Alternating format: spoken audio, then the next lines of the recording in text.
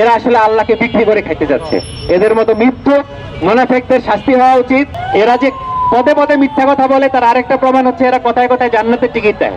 এরা ইদানিং আরেকটা আলাপ শুরু করেছে যে আমরা এক আল্লাহ ছাড়া আর কারো কাছে মাথা নত করবো না। এর চেয়েও মিথ্যা কথা হয়। এই যে নারী অপমাননাকর যে বক্তব্যটি আসলো, কর্মজীবী নারী মানেই বেশ্যা, এইটা তো জামাতের কর্মীদের মনের কথা।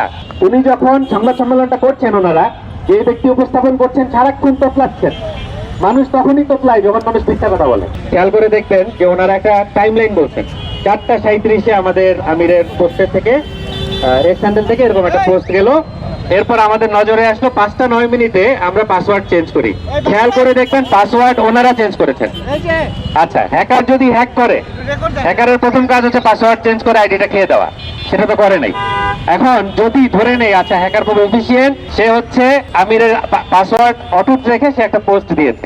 এরপরে তাদের তো প্রমাণটা দেখানোর কথা যে কিভাবে আমিরের আইডিটা হ্যাক হলো, সেইটার প্রমাণটা কোথায় কোথায় সেখানে ফিশিং করা হলো, সেটার কোনো প্রমাণ কিন্তু তারা দেখাইতে পারে নাই। তারা তাদের গ্রুপ মেইলে কোথায় কোথায় ফিশিং করা হচ্ছে, কোথায় কোথায় সরকারি দপ্তরের ওয়েবসাইট থেকে, সরকারি দপ্তরের মেইল আইডি থেকে তাদেরকে ফিশিং মেইল পাঠানো হচ্ছে, এবং সেটা জানুয়ারি মাসের 10 তারিখের। সেই সব জিনিস তারা দেখাচ্ছে। কিন্তু কিভাবে তার জামাতের আমিরের আইডি, যে এক্স হ্যান্ডেলের যেই অ্যাকাউন্ট, সেইটার সাথে প্রাসঙ্গিক যে আইডি, সেইটা কিভাবে হ্যাক হইলো সেটার কোনো প্রমাণ তারা কিন্তু দেখাইতে পারে নাই। তারা প্রমাণ হিসেবে একটা হাস্যকর কথা বলেছেন। হাস্যকর কথাটা কি, যে আমরা যদি আমাদের তরফ থেকে যদি ভুলভাবে এই পোস্টটা যাইতো, আমরা কি নিজেরাই আমাদের পাসওয়ার্ড চেঞ্জ করার আবেদন করতাম? এর চেয়ে হাস্যকর কথা আর হয় না। আমরা যেটা বলতে চাই, আপনাদের মধ্যেই কেউ একজন যারা এই অ্যাকাউন্টটি চালান, কেউ একজন অতি উৎসাহী হয়ে হয়তো এটা দিয়েছিলেন। এরপরে আপনাদের যখন নজরে পড়েছে যে একটা ব্লান্ডার হয়ে গেছে, এরপর আপনারা এটা সরিয়েছেন, এবং সরিয়ে পুরা জিনিসটাকে একটা হ্যাকিং নাটক সাজানোর জন্য নিজেরাই পাসওয়ার্ড চেঞ্জ করেছেন।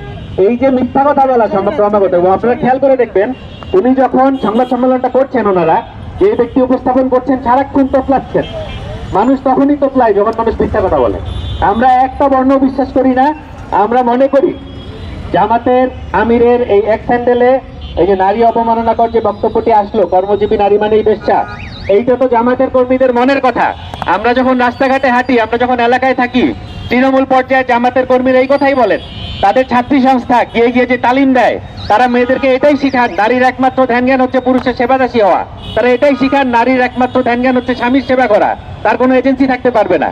এবং আপনারা কয়েকদিন আগে যে জামাতের আমিরের এই যে সাক্ষাৎকার দেখলেন, সাক্ষাৎকারে তিনি নিজের মুখেই বলেন, ওইটা তো আর হ্যাক করে তার মুখ দিয়ে কেউ বলায় নাই, যে তিনি এখন বলছেন আল্লাহ নারীর নেতৃত্ব নাকি অ্যালাউ করেন নাই। তাহলে প্রশ্নটা রাখা উচিত, হাসিনার আমলে অতীতে শেখ হাসিনার সাথে তারা যান নাই, খালেদা জিয়ার সাথে যান নাই, তখন আল্লাহর পারমিশন কোথায় ছিল? এরা যে পদে পদে মিথ্যা কথা বলে তার আরেকটা প্রমাণ হচ্ছে এরা কথায় কথায় জান্নাতের টিকিট দেয়। এরা ইদানিং আরেকটা আলাপ শুরু করেছে যে আমরা এক আল্লাহ ছাড়া আর কারো কাছে মাথা নত করবো না। এর চেয়েও মিথ্যা কথা হয় না। ওরা এরশাদের কাছে মাথা নত করে নাই। এরশাদের আমলে, হাসিনার আমলে গুপ্ত বাহিনীতে যোগ দেয় নাই, ছাত্রলীগে যোগ দেয় নাই, আওয়ামী লীগের বিভিন্ন সংগঠনে যোগ দেয় নাই। একটা জালিমের দলে যারা যোগ দেয় আল্লাহর কথা বলে, এরপরে তারা যখন এসে বলবে, বা 71 সালে তারা জালিমের কাছে মাথা নত করে নাই, এরপরে তারা যখন এসে বলবে আমরা আল্লাহ ছাড়া কারো কাছে মাথা নত করি না, এরা আসলে আল্লাহকে বিক্রি করে খাইতে যাচ্ছে।